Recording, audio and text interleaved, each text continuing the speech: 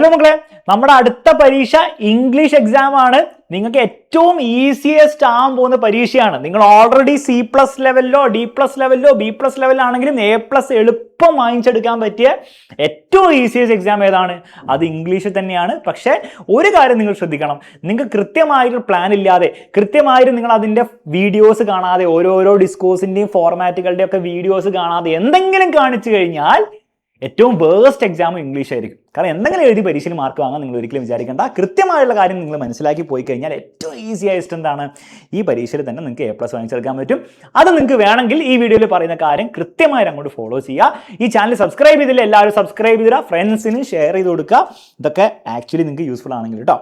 First നിങ്ങൾ syllabus മനസ്സിലാക്കണം മക്കൾ. ഇത്രയും ചാപ്റ്റേഴ്സ് ആണ്, 5 ചാപ്റ്റേഴ്സ് ഇൻക്ലൂഡിങ് പോയമാണ് നിങ്ങൾക്ക് എന്തുണ്ടാവുക, നിങ്ങളുടെ ഈ ഓണം എക്സാമിന് വരാൻ പോകുന്ന കാര്യം ഒന്ന് മനസ്സിലാക്കുക. ഇനി ഓണം എക്സാമിൻ്റെ പേപ്പർ എങ്ങനെയായിരിക്കും ഉണ്ടാവുക, അതിന് ഈ രീതിയിലായിരിക്കും വെയിറ്റേജ് ഉണ്ടാവുക. അത് ഫസ്റ്റ് സെക്ഷൻ റീഡിങ് കോംപ്രിഹെൻഷൻ ആയിരിക്കും ഉണ്ടാവുക, പിന്നെ പോയത്തെന്നുള്ള ചോദ്യം ഉണ്ടാവും. 13 മാർക്കിനായിരിക്കും ആ സെക്ഷൻ വരിക. ഭയങ്കര ഈസിയാണ്. റീഡിങ് കോംപ്രിഹെൻഷൻ ഒക്കെ വെറുതെ വായിക്കുക, അതിൻ്റെ ഉത്തരം കൊടുക്കുക. അതിലിപ്പോൾ എന്താണ്, ഒരു 5 മാർക്കിൻ്റെ ചോദ്യമാണ്, 4 മാർക്കൊക്കെ എന്തായാലും കിട്ടും. നിങ്ങൾ സൂക്ഷിച്ച് വായിച്ച് നോക്കുകയാണെങ്കിൽ 5 മാർക്കും കിട്ടും. ഓക്കെ, പോയും ഈസിയാണ്. ഇതൊക്കെ എങ്ങനെ പഠിക്കണം എന്നുള്ളത് ഞാൻ പറഞ്ഞുതരാം കേട്ടോ. ഡിസ്കോഴ്സസ് അഥവാ നമ്മുടെ റൈറ്റിംഗ് സെക്ഷനിലെ കുറേ അവിടെ പഠിക്കാനുണ്ട്. ഡയറി എൻട്രി ഉണ്ട്, ലെറ്റർ, അത് ഇത് കുറേ സാധനങ്ങളുണ്ട്. എല്ലാം ഞാൻ പറഞ്ഞുതരാം. അത് 19 മാർക്കിനാണ് വരിക. അപ്പോൾ വളരെ ഇമ്പോർട്ടൻ്റ് ആണ്. ഏറ്റവും വെയിറ്റേജ് ഈ ഭാഗത്തു നിന്നുള്ളത്. ലാസ്റ്റ് ഗ്രാമർ ഉണ്ടാകുന്നതായിരിക്കും. 8 മാർക്കിനായിരിക്കും ഗ്രാമർ വരിക. ഓക്കെ, അപ്പോൾ ഈ വെയിറ്റേജ് മനസ്സിലായല്ലോ. ഇനി ഇത് കുറച്ച് ഡീറ്റെയിൽ ആയിട്ട് ഞാൻ ഇവിടെ കൊടുത്തിട്ടുണ്ട്. കഴിഞ്ഞ വർഷത്തെ നമ്മൾ പേപ്പർ നോക്കുകയാണെങ്കിൽ ഈ റീഡിംഗ് കോമ്പിനേഷൻ്റെ ഉള്ളിൽ എന്തൊക്കെയാണ് വന്നതെന്ന് കൊടുത്തിട്ടുണ്ട്, ഡിസ്കോഴ്സിൻ്റെ ഉള്ളിൽ എന്തൊക്കെയാണ് വന്നതെന്ന് കൊടുത്തിട്ടുണ്ട് അല്ലേ. Diary entry, character sketch, conversation, picture description, email writing, picture based paragraph, profile writing, news headline combination ഒക്കെ ഡിസ്കോഴ്സിന് ഉള്ളിലായിട്ടാണ് വന്നത്.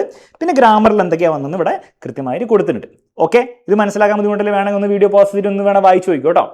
ഓക്കെ, ഇനി മനസ്സിലാക്കേണ്ടത് ഇതിലുള്ള ഡിസ്കോഴ്സ് മാത്രമല്ല കേട്ടോ പരീക്ഷയിൽ ആക്ച്വലി വരിക. പരീക്ഷയിൽ ഇതല്ലാത്ത ഡിസ്കോഴ്സസും വരും. ഇത് കഴിഞ്ഞ വർഷം വന്ന ഡിസ്കോഴ്സ് ഞാൻ കൊടുത്തുന്നുള്ളൂ. ഇതല്ലാതെ ഡിസ്കോഴ്സ് നമുക്ക് പഠിക്കാനുണ്ട്. ഓക്കെ, ഇനി സാർ ഇത്രയും കാര്യങ്ങൾ ഞങ്ങൾ എങ്ങനെ പഠിക്കും? എടാ സിമ്പിളാണ്. നിങ്ങൾക്ക് വേണ്ടി എല്ലാ സാധനവും നമ്മുടെ ചാനൽ റെഡി ആക്കിയിട്ടുണ്ട്. ഫസ്റ്റ് നിങ്ങൾ ചെയ്യേണ്ടത്, ഓൾറെഡി നമ്മൾ അപ്ലോഡ് ചെയ്ത് കഴിഞ്ഞ ദിവസം നമ്മൾ ഓൾറെഡി അപ്ലോഡ് ചെയ്തത് നമ്മുടെ ഇംഗ്ലീഷിൻ്റെ 3 ചാപ്റ്റേഴ്സ് അല്ലേ ഉള്ളത്. ആ 3 ചാപ്റ്റേഴ്സിൻ്റെ സമ്മറി വീഡിയോസ് നമ്മൾ ഓൾറെഡി അപ്ലോഡ് ചെയ്തിട്ടുണ്ട്. ഇത് നിങ്ങൾ എന്തായാലും കാണണം. കാരണം മനസ്സിലാക്കേണ്ടത്, ഈ ഡിസ്കോഴ്സിലുള്ള ഡയറി എൻട്രി ആയിക്കോട്ടെ, ക്യാരക്ടർ സ്കെച്ച് ആയിക്കോട്ടെ, കോൺവെർസേഷൻ ആയിക്കോട്ടെ, ഇമെയിലും പ്രൊഫൈലും ഒക്കെ എന്താണ്, എല്ലാം ഈ ചാപ്റ്ററിലെ കണ്ടന്റ് ബേസ്ഡ് ആണ്. ചാപ്റ്ററിൽ ഏതെങ്കിലും ക്യാരക്ടർ സ്കെച്ച് ആയിരിക്കും എഴുതാൻ പറയാം. അപ്പോൾ നിങ്ങൾ ആ ചാപ്റ്ററിലെ കഥ അറിയില്ല, നിങ്ങൾക്ക് എങ്ങനെ എഴുതാൻ പറ്റില്ല. ചാപ്റ്ററിലെ ഒരാൾ അന്ന് വൈകുന്നേരം വീട്ടിൽ വന്ന് എഴുതിയ ഡയറി എൻട്രി ആയിരിക്കും നിങ്ങളോട് എഴുതാൻ പറയാം, അല്ലാണ്ട് നിങ്ങളുടെ ഡയറി എൻട്രി അല്ല. അപ്പോൾ ആ ചാപ്റ്ററിലെ കണ്ടന്റ് അറിയില്ലെങ്കിൽ നിങ്ങൾ എങ്ങനെ ഉത്തരം എഴുതും? പറ്റില്ല. അപ്പോൾ ചാപ്റ്റർ സമ്മറി 6 മിനിറ്റ് 5 മിനിറ്റ് ഒക്കെ ഉള്ളൂ. അത് ആദ്യം കണ്ടു തീർക്കാം. ഒരു എത്ര മിനിറ്റ് എടുക്കും? 15 മിനിറ്റ് എടുക്കും. അത്ര എടുക്കുള്ളൂ. ഓക്കെ, അതിപ്പോൾ തന്നെ നിങ്ങൾ കണ്ടു തീർക്കുക. എന്നിട്ട് നിങ്ങൾ എന്താ ചെയ്യേണ്ടത്? എന്നിട്ട് നമ്മൾ എന്താണ്, ഇന്ന് മുതൽ തന്നെ, ഇപ്പം മുതൽ തന്നെ വീഡിയോസ് നമ്മൾ ഇട്ട് തുടങ്ങും. ഡിസ്കോഴ്സുകളുടെ ഓരോ ഡിസ്കോഴ്സ്, ഡയറി, ക്യാരക്ടർ സ്കെച്ച് ഒക്കെ ഇങ്ങനെ എഴുതണം. അതിൻ്റെ ഫോർമാറ്റ്, ടെംപ്ലേറ്റ്, ടിപ്സും ട്രിക്സും ഇൻക്ലൂഡിങ് ക്വസ്റ്റ്യൻസ് ആൻഡ് ആൻസേഴ്സ് നമ്മൾ എന്ത് ചെയ്യുന്നതായിരിക്കും, അതിൽ വീഡിയോസിൽ ഓരോരോ വീഡിയോസ് ആയിട്ട് തരുന്നതായിരിക്കും. മാത്രമല്ല ഇന്ന് വൈകുന്നേരത്തെ ലൈവിൽ, ഓക്കെ, വൈകുന്നേരത്തെ ലൈവിൽ ഗ്രാമർ നമ്മൾ കംപ്ലീറ്റ് അവിടെ തീർക്കുക. ബാലൻ സാർ വന്നിട്ട് ഇന്ന് വൈകുന്നേരം 7 മണിക്ക് വരും. ഗ്രാമർ ആ ലൈവിൽ അങ്ങോട്ട് തീർക്കും. ബാക്കിയുള്ള ഡിസ്കോഴ്സ് വീഡിയോസ് ആയിരിക്കും ഉണ്ടാവുക. പോയും എന്തായിരിക്കും, വീഡിയോസ് ആയിട്ടായിരിക്കും ഇടുക. ഓക്കെ, അപ്പൊ ഈ രീതിയിൽ ഈ വീഡിയോസ് ഇത് ഓൾറെഡി ഇപ്പൊ തന്നെ അങ്ങോട്ട് കണ്ടു തീർത്തേക്കുക. വൈകുന്നേരത്തെ ലൈവിന് വേണ്ടി ഇരിക്കേണ്ട, പഠിക്കാൻ വേണ്ടി ലൈവിൽ ഗ്രാമർ സാർ എടുത്തു തരും. അതിന്റെ മുൻപ് വരുന്ന ഡിസ്കോഴ്സിന്റെ വീഡിയോസ് കാണാം, ചാപ്റ്റർ സമ്മറി കാണാം, പോയമിന്റെ വീഡിയോസ് വരുന്നതായിരിക്കും. അത് കംപ്ലീറ്റ് ആയിട്ട് അങ്ങോട്ട് കണ്ടുപോയാൽ മാത്രം മതി. ആ A+ ഞാൻ പറഞ്ഞില്ലേ, ഏറ്റവും ഈസിയസ്റ്റ് ആയിട്ട് നിങ്ങൾക്ക് അങ്ങോട്ട് കിട്ടിക്കോളും. ഓക്കെ, ഇതിൽ കൂടുതൽ ഒരു കോംപ്ലിക്കേഷൻ ഇല്ല. ഇത് പ്രശ്നം എപ്പോഴാണ് വരിക, നിങ്ങൾ ഗ്രാമർ പഠിച്ചിട്ടില്ല, ആ 8 മാർക്കും പോയി. നിങ്ങൾ ഡിസ്കോഴ്സിൻ്റെ ചാപ്റ്ററിൻ്റെ സമ്മറി നിങ്ങൾ കണ്ടിട്ടില്ല, ചാപ്റ്റർ നിങ്ങൾക്ക് അറിയില്ല, നിങ്ങൾക്ക് ഡിസ്കോഴ്സിൽ 1 മാർക്ക് പോലും കിട്ടില്ല. നിങ്ങൾ ചാപ്റ്റർ എന്തൊക്കെയാണ്, പക്ഷേ ഡിസ്കോഴ്സിൻ്റെ ഫോർമാറ്റ് നിങ്ങൾ പഠിച്ചില്ല. ക്യാരക്ടർ സ്കെച്ചിൽ എന്തൊക്കെയാണ് നിങ്ങൾക്ക് ചേർക്കേണ്ടത്, ഡയറി എൻട്രിയുടെ ഫോർമാറ്റ് എന്താണ് അല്ലേ, പല സാധനങ്ങളുണ്ട് അല്ലേ. ഇമെയിൽ റൈറ്റിങ്ങിന് എന്താണ് ഇമെയിൽ റൈറ്റിങ്ങിന് ഫോർമാറ്റ്, മാർക്ക് പോയി. അറിയില്ലേ, മാർക്ക് പോയി. ന്യൂസ് ഹെഡ്ലൈൻ കോംപ്രിഹെൻഷൻ എന്താണ് സാധനം, അറിയില്ല, മാർക്ക് പോയി. അപ്പോൾ അതൊക്കെ പഠിച്ചില്ലെങ്കിലാണ് മാർക്ക് പോവുക. ഇത് പഠിച്ചൊരു കുട്ടിയെ സംബന്ധിച്ചോളം ഇതിൽ പുറമെ ഒന്നും വരാനില്ല.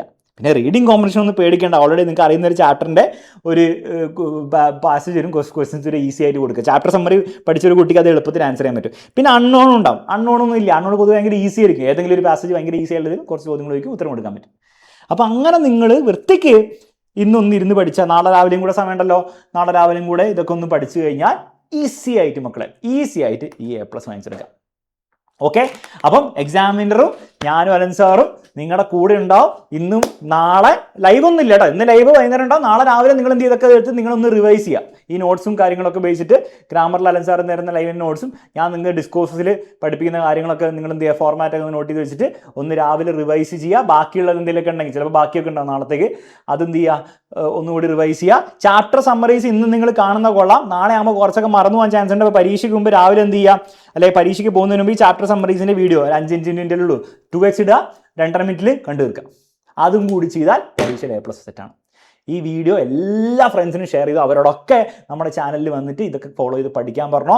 ഒരൊറ്റ ലൈവിൽ ഫുള്ള് പഠിപ്പിക്കാൻ പോകുന്നില്ല, കാരണം അങ്ങനെ കാര്യമില്ല. ഒരു ലൈവിൽ ചാപ്റ്റർ സമ്മറിയും ഡിസ്കോഴ്സും ഗ്രാമറും പോയോ എല്ലാം കൂടി പഠിപ്പിച്ച് അങ്ങനെ ഉണ്ടാവും, ഒന്നും അവസാനം പഠിക്കില്ല. അതുകൊണ്ടാണ് നമ്മൾ ലൈവ് സെപ്പറേറ്റ് ആയിട്ടും വീഡിയോ സെപ്പറേറ്റ് വെച്ചത്. നിങ്ങൾക്ക് മാക്സിമം ഗുണം ഉണ്ടാവാനും മാക്സിമം മാർക്ക് ഉണ്ടാവാൻ വേണ്ടിയിട്ട്. ഓക്കെ, അപ്പോൾ എല്ലാം പ്രോപ്പറായിട്ട് യൂസ് ചെയ്യുക. എല്ലാവർക്കും ഓൾ ദി ബെസ്റ്റ്. ഇംഗ്ലീഷ് നമ്മൾ പൊളിക്കിടോ, അത്രേ ഉള്ളൂ.